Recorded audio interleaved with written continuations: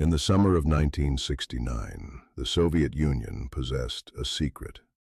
Standing on a launch pad in the deserts of Kazakhstan was the largest rocket the Soviet Union had ever built, a machine taller than a 30-story building, heavier than 2,700 tons, powered by 30 rocket engines firing at once.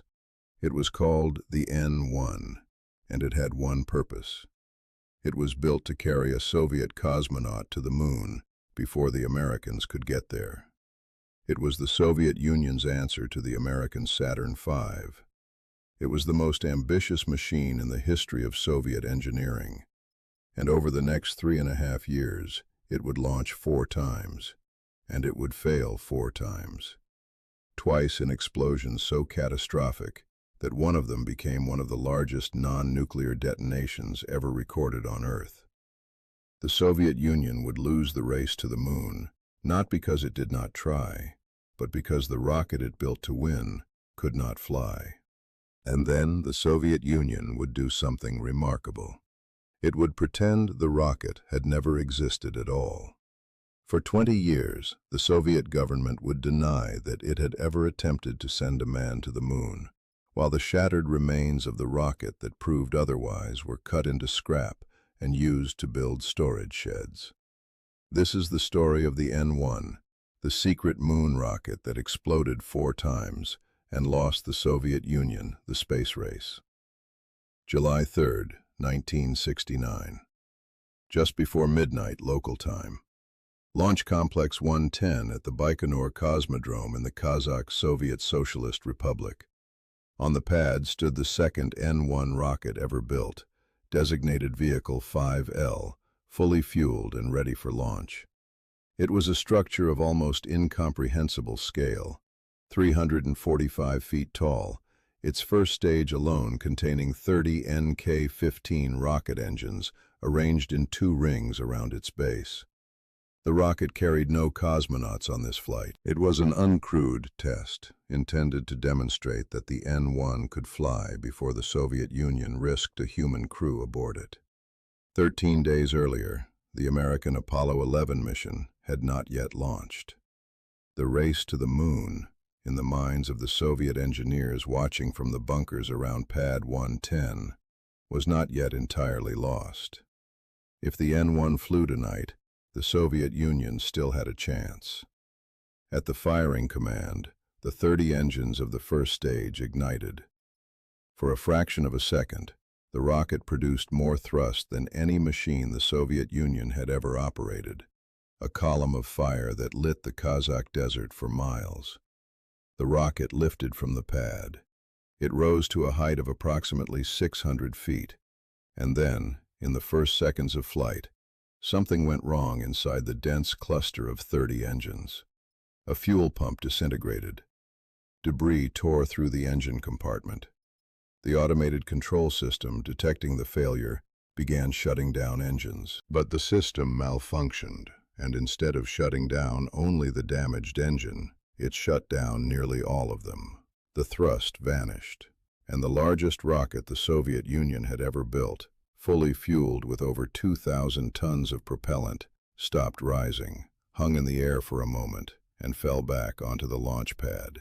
The explosion that followed was one of the largest non-nuclear explosions in human history.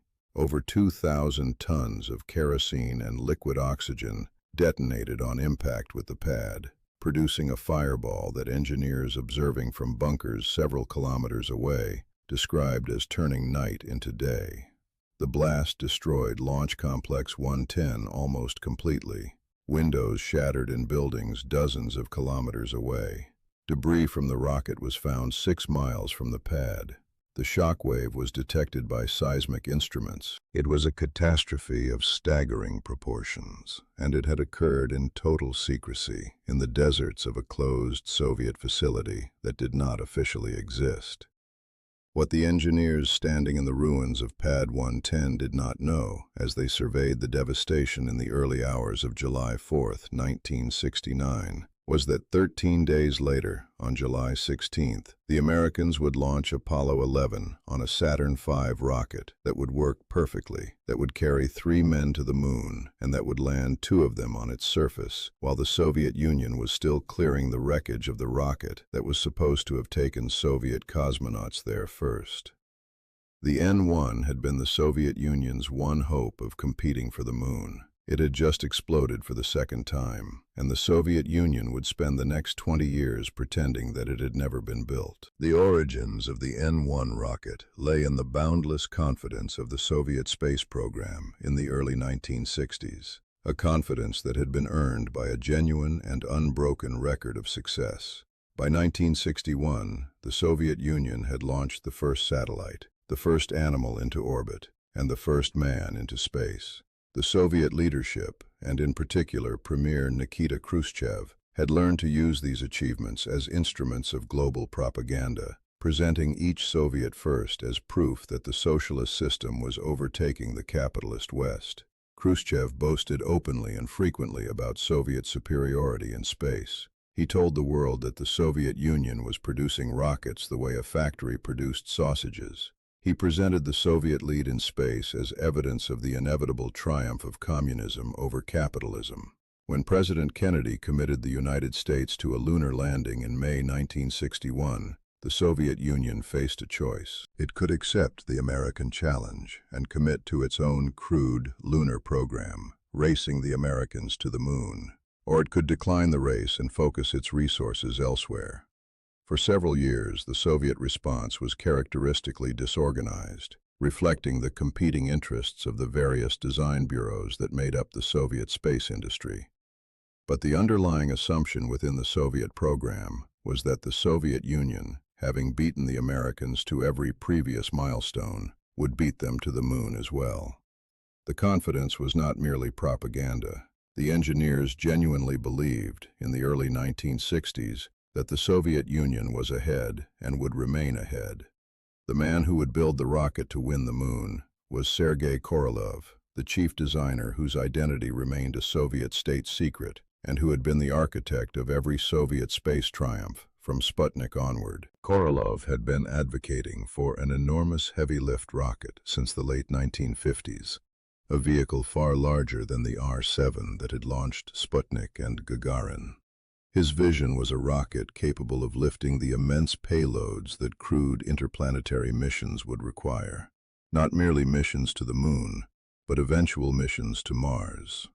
The N-1, as this rocket came to be designated, was Korolev's masterwork, the machine that would carry the Soviet program from Earth orbit into the solar system. The formal Soviet commitment to a crewed lunar landing came late, much later than the American commitment. It was not until August 1964, more than 3 years after Kennedy's speech, that the Soviet government issued the formal decree authorizing a crewed lunar landing program and directing that it beat the Americans to the moon.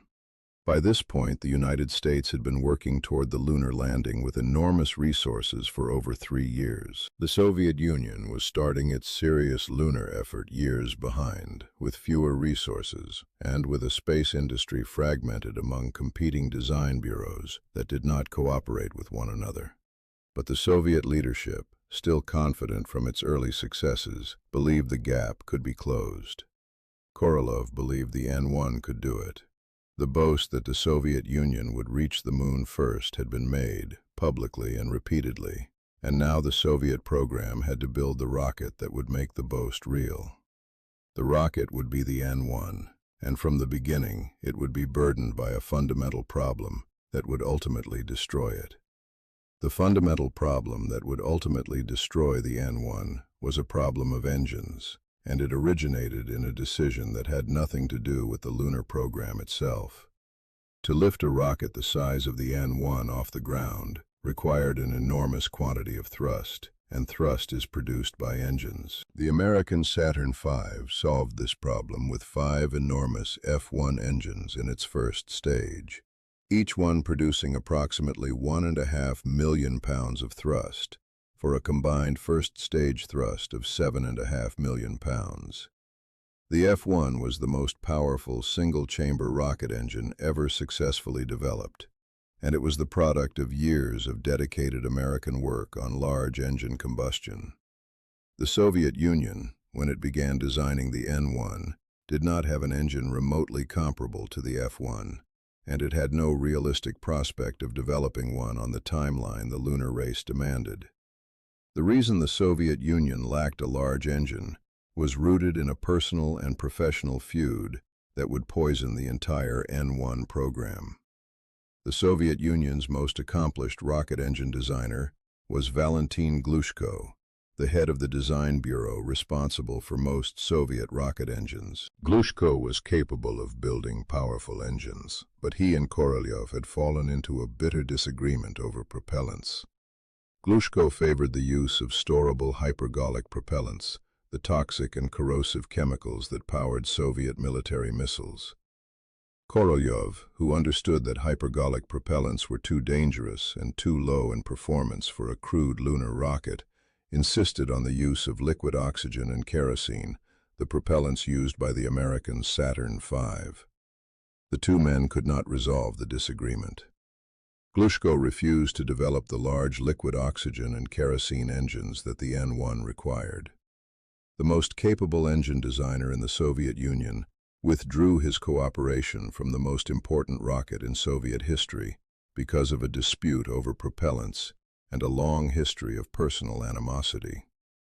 Deprived of Glushko's engines, Korolev turned to an unlikely substitute. Nikolai Kuznetsov was an aircraft engine designer, the head of a bureau that built turbines for aircraft. With relatively little experience in large rocket engines, Kuznetsov agreed to develop the engines for the N-1, but his bureau was not capable of producing a single engine on the scale of the American F-1. What Kuznetsov could produce was a smaller engine, the NK-15, which generated approximately 340,000 pounds of thrust, less than a quarter of the power of the F-1. The NK-15 was, by the accounts of engineers who examined it, an excellent small engine, efficient and well-designed. But it was small, and the N-1 needed an enormous amount of thrust. To produce the required thrust using small engines, the designers had to use a great many of them. The decision that resulted was the decision that doomed the N-1. To generate sufficient thrust for the first stage, the N-1 would use 30 NK-15 engines, arranged in an outer ring of 24 engines and an inner ring of 6. 30 engines would have to ignite simultaneously, throttle together, and burn in perfect coordination for the duration of the first stage flight.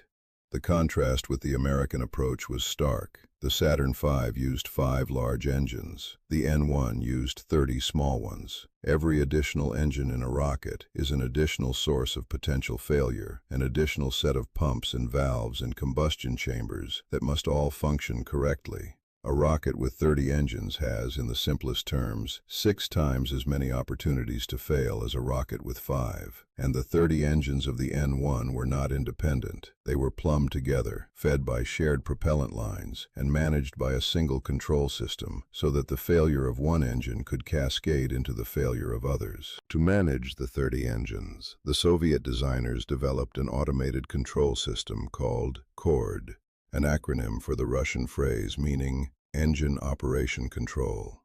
The CORD system was designed to monitor all 30 engines during flight and to shut down any engine that malfunctioned, while keeping the remaining engines running to continue the flight. In principle, CORD provided redundancy. If 1 or 2 engines failed, CORD would shut them down, and the rocket could continue on the remaining engines. In practice, CORD added another layer of complexity to an already impossibly complex system, and CORD itself would prove to be a source of catastrophic failures, shutting down engines that had not failed, and on one occasion, shutting down nearly the entire first stage in response to a single fault. The deepest flaw in the N-1 design, however, was not any single component.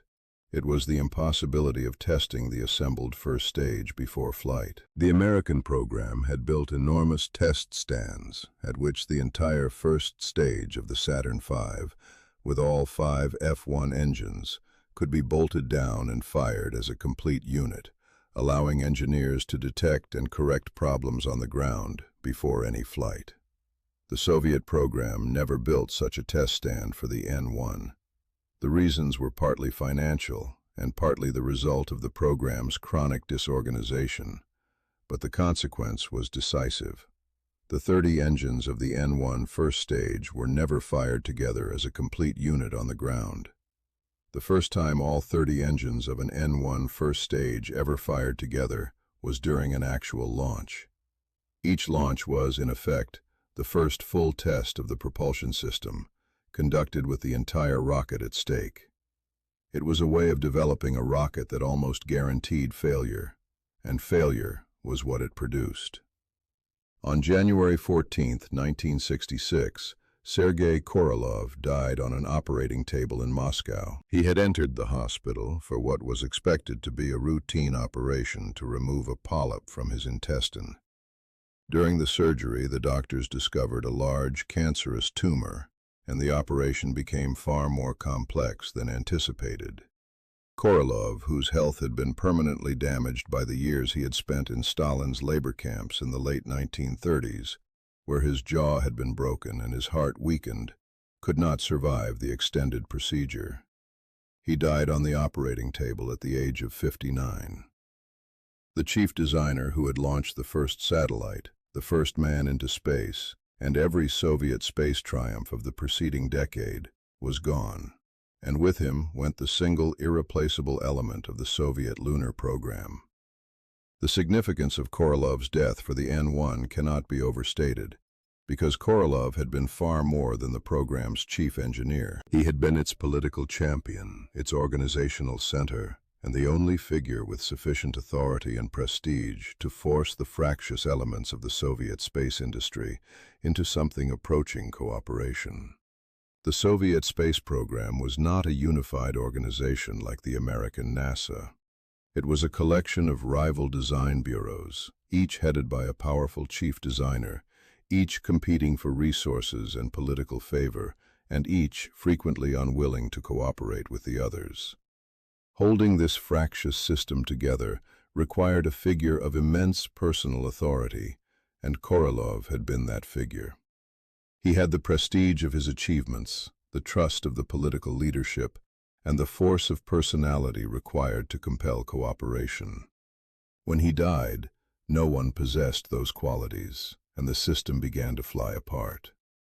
The man who inherited the N-1 program was Vasily Mishin, Korolev's longtime deputy. Mishin was a capable engineer who had worked alongside Korolev for 2 decades and who understood the technical details of the lunar program as well as anyone.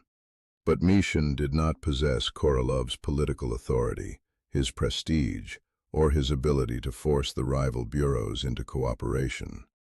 Where Korolev had been able to extract resources from a reluctant leadership and compel cooperation from rival designers, Mishin could do neither. He was an engineer, placed in a position that required a political operator, and the program suffered accordingly. The historians who have studied the Soviet lunar effort generally agree that the loss of Korolev's leadership was among the decisive factors in the N-1's failure. The rocket had been difficult enough to build with Korolev driving the program. Without him, it became nearly impossible. The feud with Glushko, which Korolev had been unable to resolve, hardened further after his death. Glushko continued to refuse to provide engines for the N-1, and the program remained dependent on Kuznetsov's smaller engines and the problematic 30-engine configuration they required. The personal and professional divisions within the Soviet space industry, which Korolev had at least been able to manage, now operated without restraint. Mishin lacked the authority to compel Glushko's cooperation, and the political leadership lacked the will to impose it. The result was that the most important rocket in Soviet history continued to be developed without the participation of the Soviet Union's most capable engine designer, a situation that would have been unthinkable in a rationally organized program, and that reflected the degree to which personal rivalry had been allowed to compromise national objectives. The contrast with the American program was instructive and decisive. The American lunar effort was managed by NASA, a unified civilian agency with clear lines of authority and a coherent organizational structure. When disagreements arose among American contractors or engineers, NASA possessed the authority to resolve them and to enforce its decisions. The American program had its own difficulties and its own internal conflicts, but it operated within a structure designed to coordinate the work of hundreds of thousands of people toward a single objective. The Soviet program had no equivalent structure. It was a collection of rival fiefdoms held together, when it was held together at all, by the personal authority of individual chief designers. When Korolev died, the Soviet lunar program lost the only thing holding it together, and it confronted the most difficult engineering challenge in its history without the leadership required to meet it. By the time the first N1 was ready for launch in early 1969, the program was already, in a sense, defeated. It was behind schedule. It was underfunded relative to its American counterpart. It was burdened with a propulsion system of 30 engines that had never been tested together on the ground.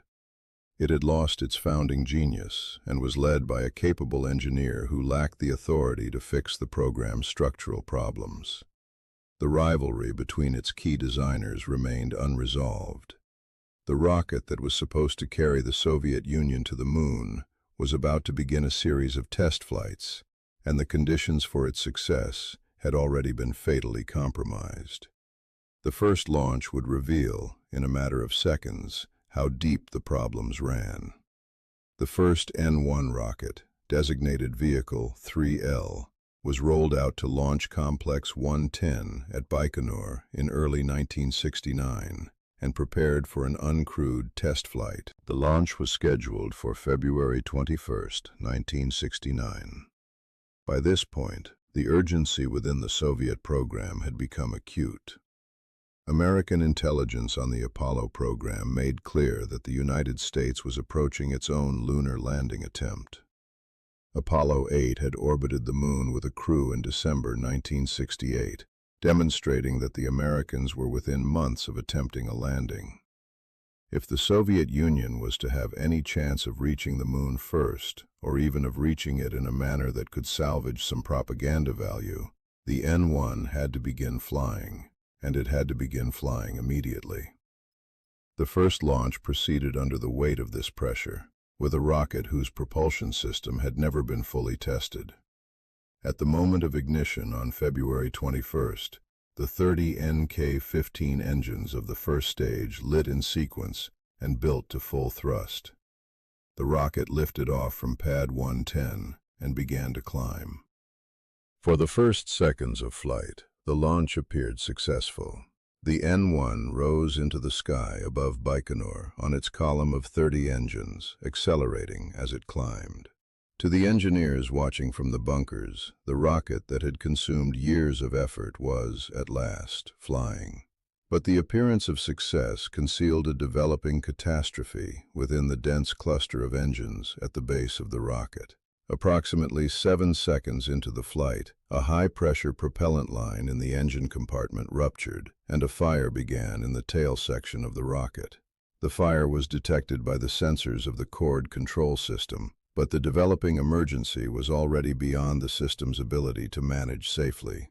The fire burned within the crowded engine compartment, damaging electrical cables and components as it spread. The cord system continued to monitor the engines, attempting to manage the situation according to its programming, but the fire was progressively destroying the very systems that cord depended upon to function. The flight continued for over a minute as the fire burned in the tail of the rocket. The N1 climbed to an altitude of approximately 27 kilometers, its engine still firing even as the fire consumed the engine compartment. Then, at approximately 69 seconds into the flight, the fire damaged the control system to the point where cord commanded a shutdown of all engines. With its engines shut down, the rocket could no longer maintain its flight. The vehicle was destroyed, its remains falling to the Kazakh desert approximately 50 kilometers from the launch site. The first N-1 had flown for 69 seconds and had failed. The cause was a fire in the engine compartment, a fire that originated in the dense and complex plumbing required to feed 30 engines, the kind of failure that the impossibility of ground testing the complete first stage had made nearly inevitable. The investigation into the first failure identified the immediate cause as the rupture of a propellant line. But the deeper lesson was about the nature of the 30-engine design. The engine compartment of the N-1 was an extraordinarily crowded and complex environment, packed with 30 engines and the pumps, valves, and propellant lines required to feed them. This density created conditions in which a failure in one location could rapidly propagate to others, and in which fires and ruptures were difficult to contain. The American Saturn V, with its 5 large engines, had a far simpler and less crowded engine compartment, with correspondingly fewer opportunities for the kind of cascading failure that had destroyed the first N-1. The Soviet engineers understood this, but they could not redesign the rocket around a different engine configuration, because no large engine was available, because Glushko would not build one. The 30-engine design was a constraint they could not escape, and it had just claimed the first N-1. The Soviet response to the first failure was to press forward toward the second launch. There was no time to conduct the kind of extended investigation and redesign that the failure warranted, because the Americans were approaching their landing attempt, and the pressure to fly was overwhelming. The engineers made what corrections they could to address the specific cause of the first failure, adding fire detection and suppression measures, and modifying the propellant lines that had ruptured. But they could not address the fundamental problem, which was the 30-engine configuration and the impossibility of testing it on the ground. The second N-1 was prepared for launch with the same basic design that had failed the first time, modified only at the margins. It would launch on July 3, 1969, 13 days before Apollo 11, and its failure would be far more catastrophic than the first. The second N-1, Vehicle 5L, was prepared for launch through the early summer of 1969, under the most intense pressure the Soviet lunar program had ever experienced. The Americans had announced that Apollo 11 would attempt the first lunar landing in mid-July. The Soviet program understood that its window to influence the outcome of the race was closing within days. The second N-1 launch was scheduled for the night of July 3, 1969, less than 2 weeks before the American attempt. If it succeeded, the Soviet Union would have a functioning lunar rocket and could still construct some narrative of competition. If it failed, the race was effectively over. At ignition, just before midnight on July 3rd, the 30 engines of Vehicle 5L lit and built toward full thrust. But this time the failure came almost immediately, within the first fraction of a second of the rocket leaving the pad. As the engines reached full power, a fault developed in one of them, engine number 8. The leading reconstruction of the event holds that the oxygen pump of engine number 8 ingested a loose fragment of metal, possibly a sensor or a piece of debris, and disintegrated. The disintegration of the pump scattered high-velocity debris through the engine compartment, rupturing propellant lines and starting fires, exactly the kind of cascading failure that the dense 30-engine configuration invited. The Cord control system detected the developing catastrophe and responded in the manner that would become infamous in the history of the program. Rather than shutting down only the failed engine, Cord shut down 29 of the 30 engines, leaving only a single engine, engine number 18, still firing. The reasons for this near-total shutdown remained debated, but the consequence was immediate and decisive. The rocket had risen only to a height of approximately 600 feet. With 29 of its 30 engines shut down and only one still firing, it had nowhere near the thrust required to continue rising. It hung in the air for a moment, then began to fall back toward the launch pad, tilting as the single remaining engine pushed it off vertical. The N-1 struck the launch pad at an angle, fully fueled, carrying over 2,000 tons of liquid oxygen and kerosene. The impact and the detonation that followed produced one of the largest non-nuclear explosions ever recorded. The energy released has been estimated at the equivalent of approximately 1 kiloton of TNT, a yield approaching the lower range of a small nuclear weapon produced entirely by the chemical detonation of the rocket's propellants. The fireball illuminated the desert for tens of kilometers. The flash was seen, according to some accounts, from over 30 miles away. The shock wave traveled outward across the steppe, shattering windows and structures far from the pad. The physical destruction at Launch Complex 110 was nearly total. The launch pad itself, an enormous structure of reinforced concrete and steel built specifically for the N-1, was largely destroyed. The service towers were demolished. Debris from the rocket was hurled in all directions, with pieces recovered as far as 10 kilometers from the pad. One large fragment, a fuel tank weighing several tons, was thrown approximately 6 miles and landed on the roof of a building at another part of the complex. The devastation was so complete that the reconstruction of the launch facility would take approximately 18 months, time the Soviet program did not have. Remarkably, because the launch had been conducted at night with personnel withdrawn to bunkers at a safe distance, there were no deaths, a stroke of fortune that distinguished this catastrophe from the Nedelin disaster 9 years earlier. The timing of the second N-1 explosion gave it a particular and bitter significance. It occurred on July 3, 1969. 13 days later, on July 16th, the United States launched Apollo 11. 4 days after that, on July 20th, Neil Armstrong and Buzz Aldrin walked on the moon. While the world watched the American triumph, the Soviet Union was clearing the wreckage of the rocket that had been intended to carry Soviet cosmonauts to the same destination. The contrast could not have been more complete. The American Saturn V had by this point flown several times without a single first-stage engine failure. The Soviet N-1 had now flown twice and failed twice, the second time destroying its own launch complex in an explosion of nearly nuclear scale. The race to the moon, which the Soviet Union had led for its first 12 years, ended in the deserts of Kazakhstan, with the largest rocket the Soviet Union had ever built, lying in burning fragments across 6 miles of steppe.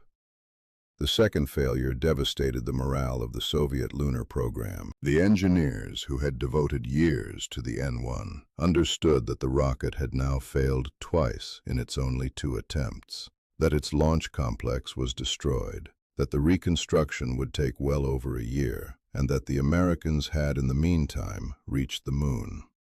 The purpose of the N-1, to beat the Americans to the moon, was now impossible. The race was lost. And yet the program would continue, because the Soviet leadership was not yet willing to admit defeat, and the N-1 would fly twice more and fail twice more before the truth was finally accepted. The juxtaposition of the 2 rockets, the American Saturn V and the Soviet N-1, offers one of the clearest illustrations in the history of engineering of how 2 approaches to the same problem can produce opposite outcomes. Both rockets were designed to do the same thing, to lift the enormous mass required for a lunar mission off the surface of the Earth. Both were among the largest machines ever built, but they were built according to fundamentally different philosophies.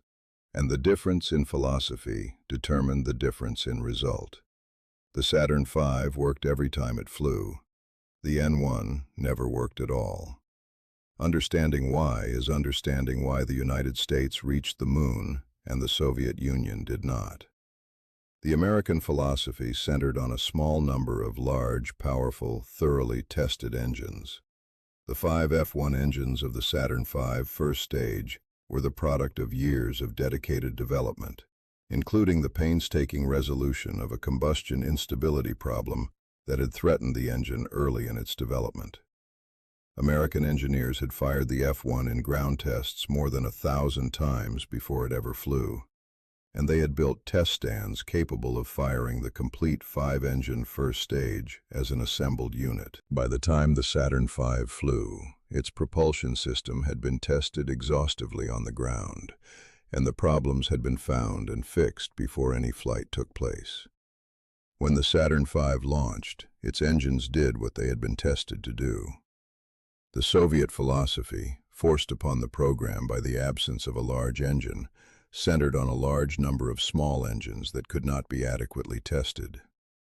The 30 NK-15 engines of the N-1 first stage created a system of overwhelming complexity, and the Soviet program never built the facilities required to test that system as a complete unit before flight.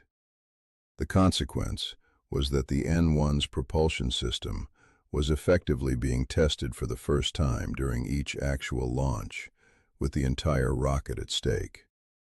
The first launch failed when the engine compartment caught fire. The second failed when an engine disintegrated and the control system shut down the rest. These were precisely the kinds of failures that ground testing was designed to catch, and that the American program had caught and fixed before flight. The Soviet program could not catch them because it could not test, and so it discovered its failures in the only way left available, by launching and watching the rocket destroy itself. The mathematics of reliability made the Soviet approach nearly hopeless. Suppose, for the sake of illustration, that each individual engine had a reliability of 99%, meaning that any given engine would fail only one time in 100. With 5 engines, as on the Saturn V, the probability that all 5 would function correctly was approximately 95%. With 30 engines, as on the N-1, the probability that all 30 would function correctly fell to approximately 74%, even with the same individual engine reliability. And the N-1's engines, being newer and less thoroughly tested than the F-1, almost certainly had a lower individual reliability than 99%. The 30-engine configuration multiplied the opportunities for failure to the point where reliable operation became extraordinarily difficult to achieve. The Soviet engineers understood this mathematics. They had no way to escape it, because they had no large engine and no time to develop one.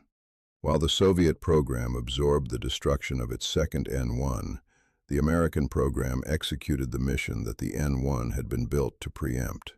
On July 16, 1969, 13 days after the N-1 explosion, the Saturn V carrying Apollo 11 lifted off from Florida. Its 5 F-1 engines performed flawlessly, as they had on every previous flight. The first stage burned for approximately 2.5 minutes, lifted the vehicle to the edge of space, and separated cleanly. The upper stages carried the spacecraft to the moon. On July 20th, 2 Americans walked on the lunar surface. The Saturn V had done, perfectly, what the N-1 had failed twice to do at all. The Soviet engineers who had built the N-1 watched the American triumph with a mixture of professional admiration and personal devastation. They understood better than anyone what the Americans had accomplished, because they had attempted the same thing and failed. They understood the elegance of the 5-engine design, the value of the ground testing they had been unable to perform, and the organizational coherence that had allowed the American program to succeed where the Soviet program had fractured. Some of them, in later years, would express genuine respect for the American achievement. Boris Chertok, who had worked on the Soviet lunar program, would write that the Americans had simply done the engineering better, that they had made the right fundamental choices where the Soviet program had been forced into the wrong ones. The N-1 was not a failure of Soviet talent. The engineers were brilliant. It was a failure of the system within which they worked, a system that could not provide a large engine, could not build a test stand, could not resolve the feud between its designers, and could not, in the end, put aside its internal divisions long enough to reach the moon. The Americans had won, and the Soviet engineers, watching from the ruins of Pad 110, knew exactly why. After the destruction of Launch Complex 110 in July 1969, the Soviet lunar program faced a decision. The race to the moon was lost. The Americans had landed, and would land 5 more times over the following 3 years. There was no longer any prospect of the N-1 achieving the purpose for which it had been built, and yet the program continued. The reasons were partly institutional inertia, partly the unwillingness of the Soviet leadership to formally acknowledge the defeat, and partly a genuine engineering desire to make the rocket work, to prove that the enormous investment of effort had not been entirely wasted. The launch complex was rebuilt over approximately 18 months. A third N-1 was prepared, and in the summer of 1971, the Soviet Union tried again. The third N-1, Vehicle 6L, launched on June 27, 1971. By this point, the engineers had made significant modifications intended to address the failures of the first two flights, including changes to the engine compartment and improvements to the control systems. The launch began more successfully than the second had, with the rocket clearing the pad and beginning to climb. But a new problem emerged almost immediately. Shortly after liftoff, the rocket began to roll about its long axis, rotating faster and faster as it climbed. The roll control system was unable to counteract the rotation. The designers had underestimated the rolling forces produced by the exhaust of 30 engines, and the control system lacked the authority to stop the rotation. As the roll rate increased, it exceeded the limits the structure could tolerate. At approximately 50 seconds into the flight, the rocket began to break apart under the stresses of the uncontrolled rotation, and the vehicle was destroyed. The third N-1 had failed in a new way, for reasons unrelated to the causes of the first two failures. This was the pattern of a rocket that had never been adequately tested. Each flight revealed new problems, because each flight was, in effect, a first test. The fourth and final N-1, Vehicle 7L, launched on November 23, 1972. This was the most refined N-1 ever built, incorporating the lessons of 3 previous failures and a substantial program of modifications. The 30 NK-15 engines had been replaced with improved versions, designated NK-33, which were more reliable and better suited to the demands of the rocket. The control systems had been further refined. The engineers had reason for cautious optimism, and for most of its first-stage flight, the fourth N-1 performed better than any of its predecessors. It lifted off cleanly. It climbed. It controlled its roll. For 106 seconds, the rocket flew, approaching the point at which the first stage would complete its burn and separate. The fourth N-1 came closer to success than any N-1 before it.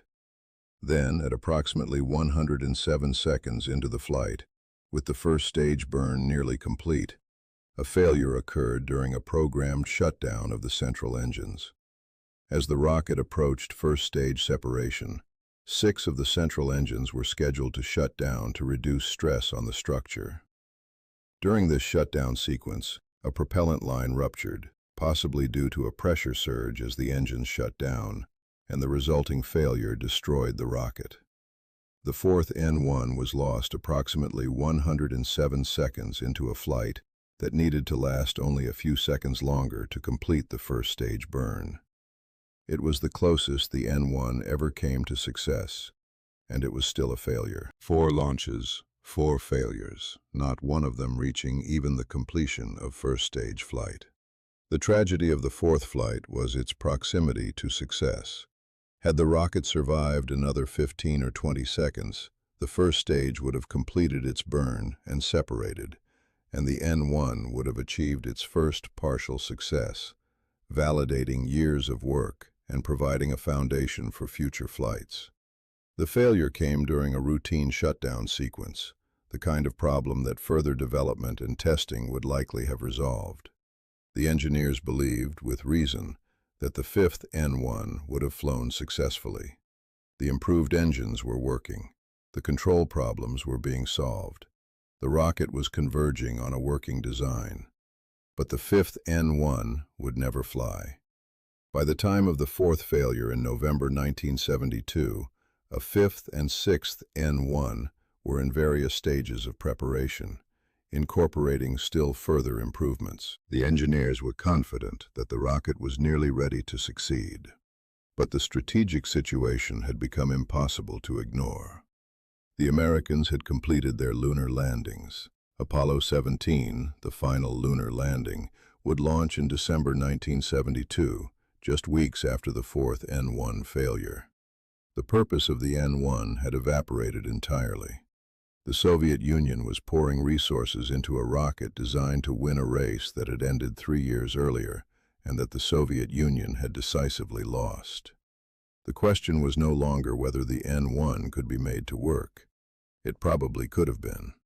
The question was whether there was any longer a reason to make it work, and the answer the Soviet leadership was about to give was no. The end of the N-1 program came in 1974, and it came at the hands of the one man who had done the most to ensure the rocket's failure. In May 1974, the Soviet leadership removed Vasily Mishin from his position as head of the design bureau that Korolev had founded, the bureau responsible for the N-1. In his place, the leadership appointed Valentin Glushko, the engine designer whose refusal to build large engines for the N-1 had forced the program into the 30-engine configuration that destroyed it. The man whose feud with Korolev had crippled the lunar rocket from the beginning was now placed in charge of the entire enterprise, and among his first acts was the cancellation of the N-1. The decision to cancel was, from a certain strategic perspective, defensible. The race to the moon had been over for years. The Americans had landed 6 times. The N-1 had failed 4 times and had never completed even its first-stage flight. Continuing to pour resources into a rocket whose purpose had evaporated could be argued to be wasteful. But the manner of the cancellation and the man who ordered it gave the decision a different character. Glushko did not merely cancel future N-1 flights. He ordered the destruction of the existing hardware, including the 5th and 6th rockets that were in preparation, and that incorporated the improvements the engineers believed would finally make the design succeed. He ordered the program erased. The destruction was thorough, and to the engineers who had built the rockets, deeply painful. 2 nearly complete N-1 vehicles, representing the most refined versions of the design and the best hope of eventual success, were dismantled and destroyed. The enormous tooling and manufacturing equipment built specifically for the N-1 was scrapped.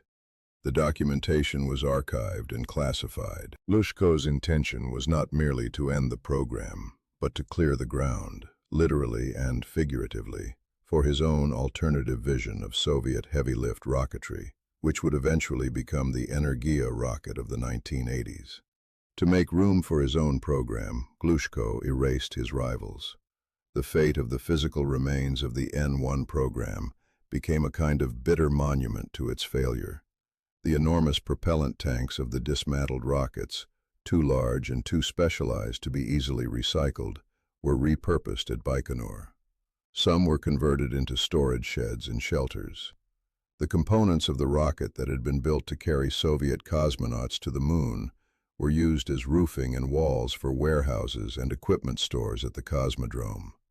Workers at Baikonur sheltered from the sun under the curved metal that had once been intended to hold the propellants for a lunar mission. It was an ignominious end for the largest rocket the Soviet Union had ever built, and it reflected the completeness of the program's defeat and the determination of its new director to ensure it left no trace. The engineers who had devoted years of their lives to the N-1 experienced the cancellation as a personal tragedy, compounded by the identity of the man who ordered it. They had watched Korolev's death deprive the program of its leader. They had struggled with the 30-engine configuration that Glushko's refusal had forced upon them. They had brought the rocket, through 4 failures, to the threshold of success. And then they had watched Glushko, the architect of their central difficulty, take command of their program and destroy it, including the very vehicles that might have vindicated their work. Many of them believed, and would continue to believe for the rest of their lives, that the N-1 had been close to success, and that its cancellation had been driven as much by Glushko's desire to bury his rival's legacy as by any rational strategic calculation. The cancellation was accompanied by a decision that would shape the public understanding of the Soviet lunar program for the next 15 years. The Soviet Union chose not merely to cancel the N-1, but to deny that it had ever existed. The official Soviet position, maintained from the cancellation in 1974 until the era of glasnost in the late 1980s, was that the Soviet Union had never had a crewed lunar landing program at all. The N-1 was not acknowledged, the 4 launches were not admitted. The destruction of Launch Complex 110 was concealed. The entire enterprise, which had consumed enormous resources and the careers of thousands of engineers, was erased from the official history of the Soviet space program. The Soviet Union had lost the race to the moon, and rather than acknowledge the loss, it pretended the race had never been run. This concealment was made possible by the same conditions that had allowed the Soviet Union to conceal the Nedelin disaster.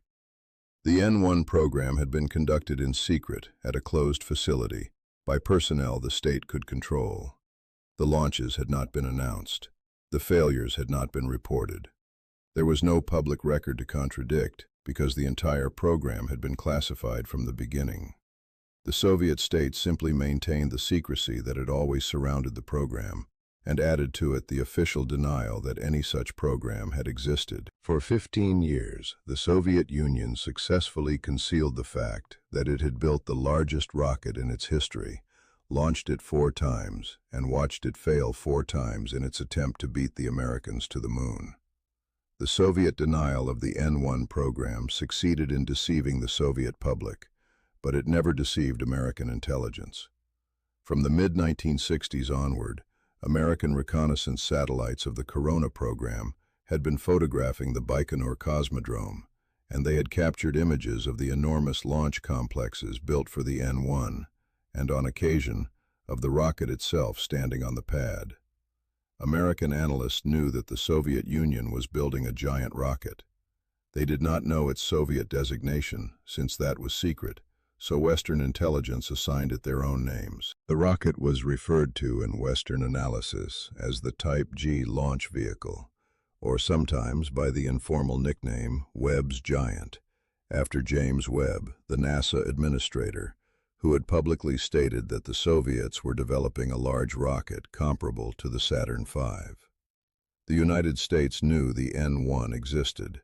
It knew approximately how large it was, and through its monitoring of Soviet activities, it was able to infer that the rocket had suffered launch failures, including the catastrophic explosion of July 1969, which American satellites detected through the destruction of the launch complex.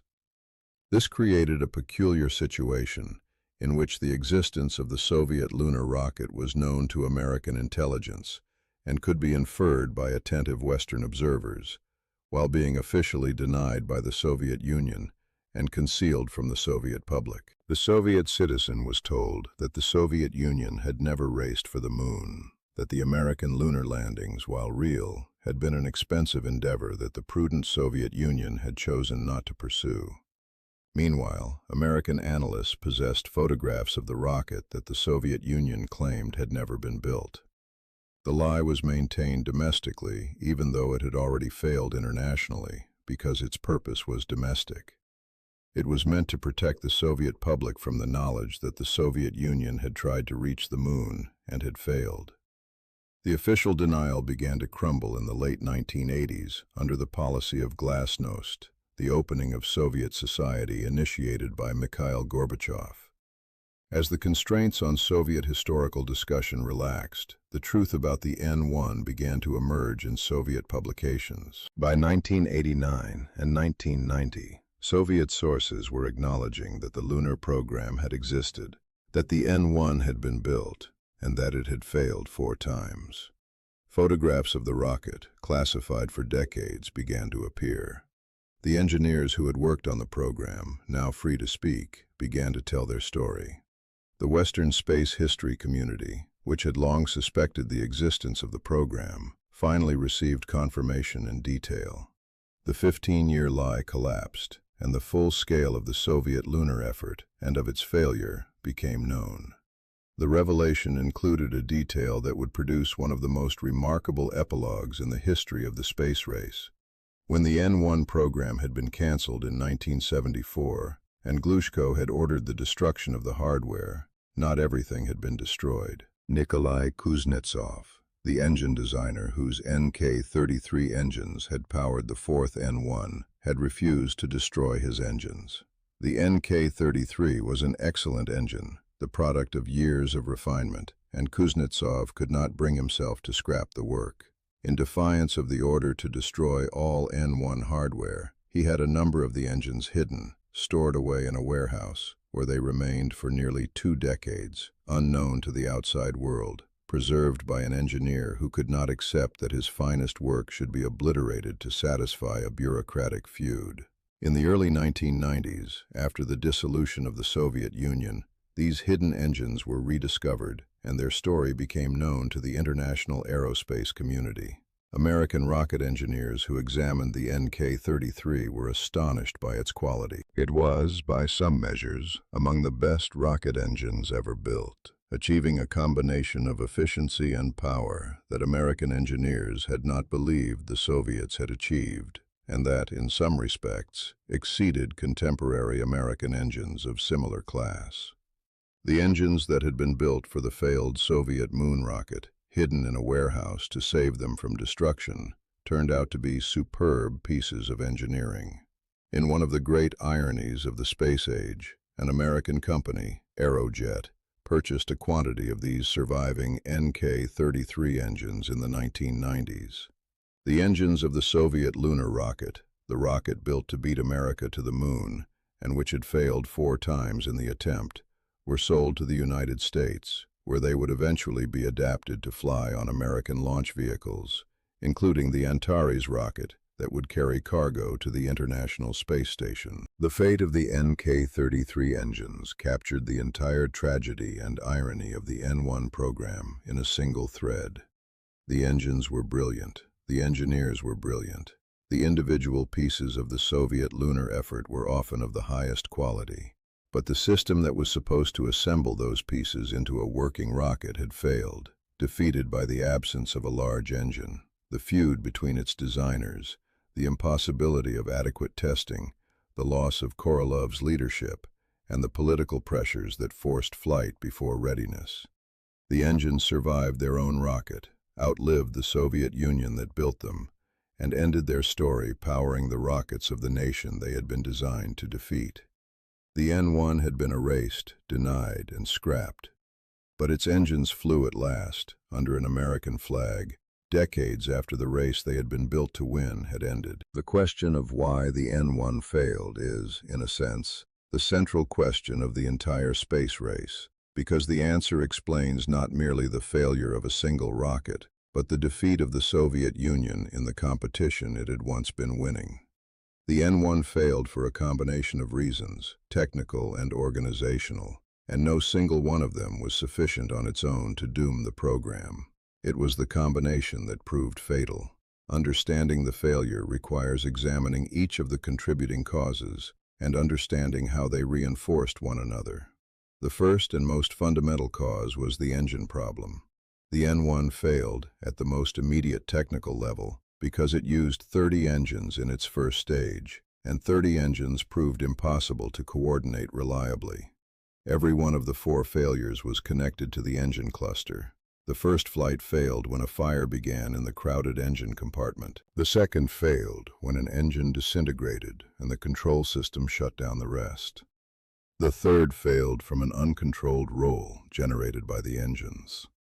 The fourth failed during an engine shutdown sequence. The 30-engine configuration created a system in which there were too many opportunities for failure, too many interactions between components, and too much complexity to manage. The American Saturn V, with 5 large engines, avoided this complexity entirely. But the 30-engine configuration was not a free choice. It was forced upon the program by the second underlying cause, the absence of a large engine, which in turn was the product of the feud between Korolev and Glushko. Glushko, the Soviet Union's most capable engine designer, refused to develop the large liquid oxygen and kerosene engines that the N1 required because of his disagreement with Korolev over propellants and a deeper personal animosity. Deprived of a large engine, the program was forced to use many small ones. The feud between two men thus translated directly into the technical configuration that destroyed the rocket. Had Glushko built an engine comparable to the American F-1, the N-1 could have used 5 or 6 engines instead of 30, and the central source of its failures would have been eliminated. The feud was, in this sense, the root cause from which the fatal engine configuration grew. The third cause was the impossibility of adequate ground testing. The American program built test stands that could fire the complete 5-engine first stage of the Saturn V as an assembled unit, allowing engineers to find and fix problems on the ground before any flight. The Soviet program never built such a facility for the N-1. The complete 30-engine first stage was never fired together on the ground before flight. Each launch was therefore the first full test of the propulsion system, conducted with the entire rocket at stake. This guaranteed that problems would be discovered in the most expensive and destructive way possible, through the loss of complete rockets. The absence of a test stand meant that the N-1 could never be debugged in the way that a complex machine must be debugged, through repeated testing and correction. The fourth cause was the loss of Korolev and the organizational weakness that followed. Korolev had been the only figure with the authority and prestige to hold the fractious Soviet space industry together and to drive the lunar program forward. His death in January 1966 deprived the program of its essential leadership at a critical moment. His successor, Mishin, lacked the authority to resolve the feud with Glushko, to compel cooperation among the rival bureaus, or to extract the resources the program needed. The Soviet space program had no unified organizational structure comparable to the American NASA. It was a collection of competing fiefdoms, and without Korolev to coordinate them, it could not mount the kind of focused, cooperative effort that the lunar landing required. The fifth cause was the political pressure that forced the program to fly before it was ready. The Soviet leadership, desperate to compete with the approaching American landing, pushed the N-1 to launch before its problems had been resolved. The rocket flew for the first time without its propulsion system having been adequately tested, because there was no time to test it. This pressure to fly prematurely, the same pressure that had produced the Nedelin disaster and the death of Komarov, ensured that the N-1 went to the pad before it was ready and failed as a result. These 5 causes reinforced one another. The feud produced the engine problem.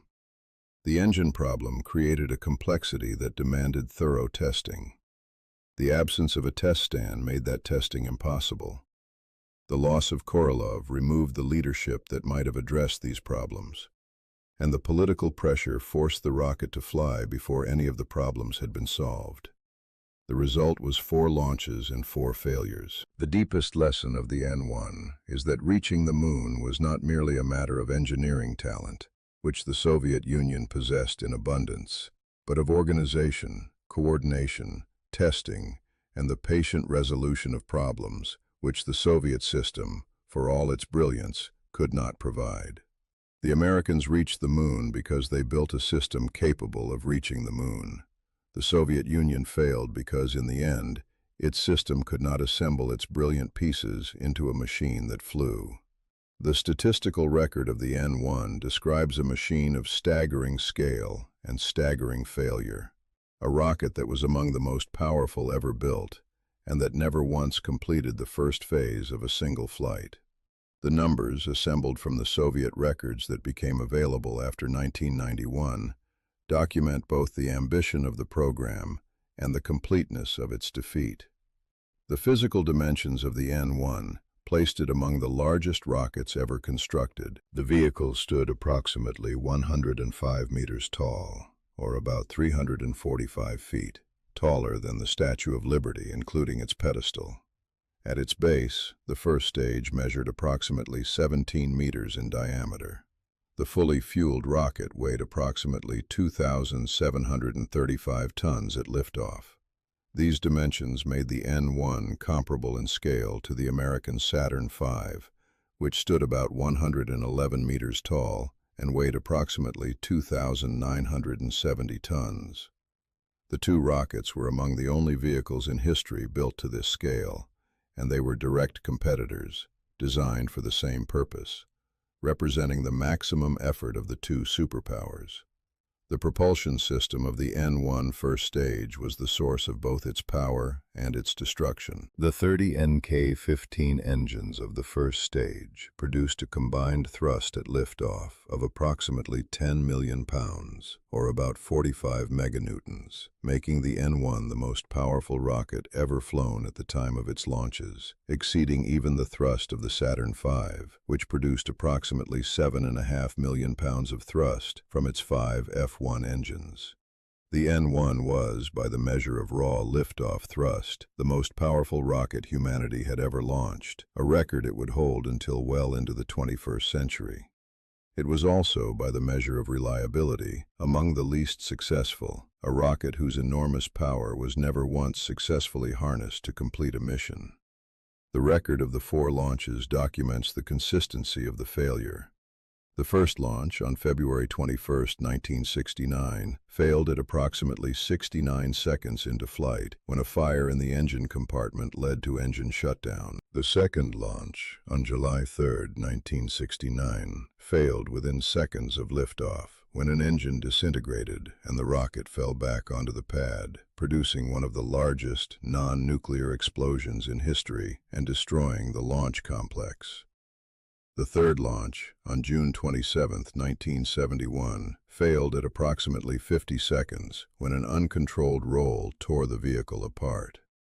The fourth launch, on November 23, 1972, failed at approximately 107 seconds during an engine shutdown sequence, the closest any N-1 came to completing first-stage flight. 4 launches, 4 failures. The longest flight lasted 107 seconds. None completed the first stage. The comparison with the American Saturn V is the comparison that defines the outcome of the race. The Saturn V flew 13 times between 1967 and 1973. It succeeded 13 times. It never suffered a failure that lost a mission. It never lost a crew. It carried 24 men to the moon, 12 of whom walked on its surface. Its first stage, with 5 F-1 engines, performed flawlessly on every flight. The contrast is total. The American rocket flew 13 times and succeeded 13 times. The Soviet rocket flew 4 times and failed 4 times. The American rocket carried men to the moon. The Soviet rocket never carried anything beyond the lower atmosphere.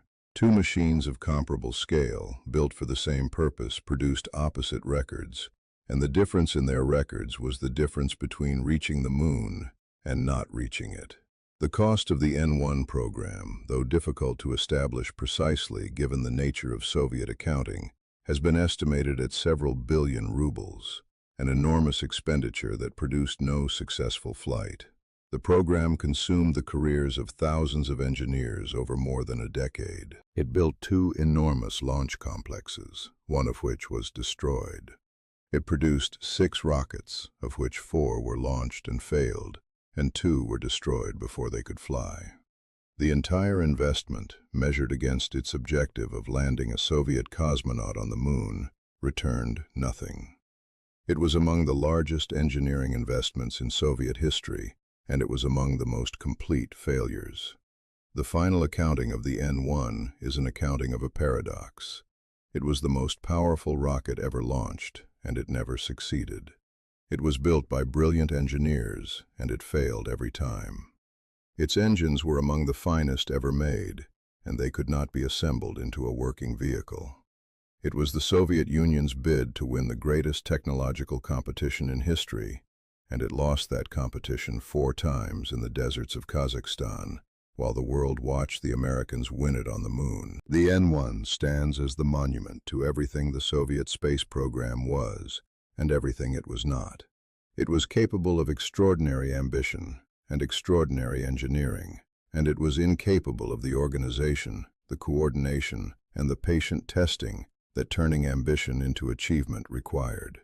The most powerful rocket ever built never flew successfully, and in its failure, lay the explanation for why the red flag never flew on the moon. More than half a century after the last N-1 was destroyed, the rocket stands as one of the most instructive failures in the history of technology, because its failure was not the failure that its existence might suggest. The N-1 did not fail because the Soviet Union lacked brilliant engineers. It possessed them in abundance.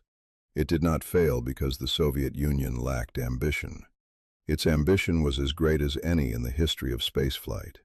It did not fail because the individual components were poor. Its engines, as the Americans would later discover, were among the finest ever built.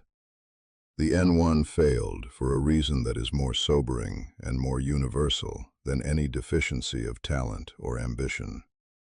It failed because the system that was supposed to assemble its brilliant pieces into a working whole could not do so. This is the deepest lesson of the N-1, and it is the lesson that explains the outcome of the entire space race. Reaching the moon was not fundamentally a test of which nation had the most brilliant individual engineers. By that measure, the competition was close, and in some areas the Soviet Union led. Reaching the moon was a test of which nation could organize the work of hundreds of thousands of people, coordinate the efforts of competing institutions, test its machines patiently and thoroughly, resolve its internal disputes in favor of the common objective, and sustain a focused effort over a decade. By that measure, the competition was not close at all. The United States built a system capable of reaching the moon. The Soviet Union, for all its talent, did not.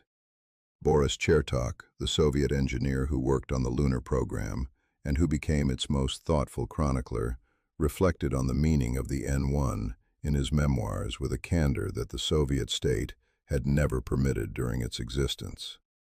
The Americans, Chertok acknowledged, had made the right fundamental choices where the Soviet program had been forced into the wrong ones. They had built large engines and tested them exhaustively. They had created an organizational structure capable of coordinating an enormous effort. They had resolved their disputes in favor of the mission. The Soviet program, Chertok wrote, had been defeated not by any single failure, but by the accumulated weight of its structural problems, the feud between its designers, the loss of its leader, the impossibility of adequate testing, and the political pressures that forced it to fly before it was ready. The N-1 had been, in Chertok's assessment, a rocket that the Soviet system was not capable of building successfully, not because the engineers lacked the ability, but because the system could not give them what they needed to succeed. The physical remains of the N-1 became, in the years after its cancellation, a quiet monument to this truth. At the Baikonur Cosmodrome, the enormous propellant tanks of the destroyed rockets were repurposed as storage sheds and shelters. The curved metal that had been built to carry a Soviet cosmonaut to the moon, serving instead to shield equipment and workers from the desert sun. For decades, the components of the failed lunar rocket sat in the Kazakh desert, unmarked and unacknowledged, the physical evidence of a program the Soviet state insisted had never existed. The most ambitious machine in Soviet history had been reduced to roofing, and yet the story did not end in the desert. The engines of the N-1, the NK-33 that Nikolai Kuznetsov had hidden rather than destroy, survived. They survived the cancellation, the destruction of the rest of the hardware, the denial of the program's existence, and the collapse of the Soviet Union itself. And in the 1990s they flew at last, purchased by an American company and adapted to power American rockets. The engines built to carry the Soviet Union to victory over America ended their story carrying American cargo to orbit, under the flag of the nation they had been designed to defeat. There is no more fitting epilogue to the story of the N-1. The pieces were brilliant. The pieces survived. Only the system that was supposed to assemble them had failed. And when that system collapsed, its finest pieces found their purpose at last in the service of its former rival. The N-1 is the answer to the question of why the Soviet Union, which had led the space race for 12 years, which had launched the first satellite and the first man, which possessed engineers as capable as any in the world, never reached the moon. It did not reach the moon because it could not build the rocket to take it there. And it could not build the rocket because reaching the moon required something more than brilliance. It required the patient, coordinated, organized effort that turns brilliant pieces into working machines. And that effort was the one thing the Soviet system, for all its capabilities, could not sustain. The Americans reached the moon because they could do this. The Soviet Union did not because it could not. And the largest rocket ever built lay in fragments in the desert, while 12 Americans walked on the surface of the moon. If this account of the Soviet Union's secret moon rocket and why it failed brought you a deeper understanding of how the space race was truly won and lost, consider subscribing to Space Race Tales. Every week we bring you the untold stories of the Cold War cosmos, the cosmonauts and astronauts who flew impossible missions, the engineers who built impossible machines, and the secrets that two superpowers spent decades hiding from the world. The space race did not end in 1972. The stories are only beginning to be told. Subscribe, hit the notification bell, and join us for the next chapter.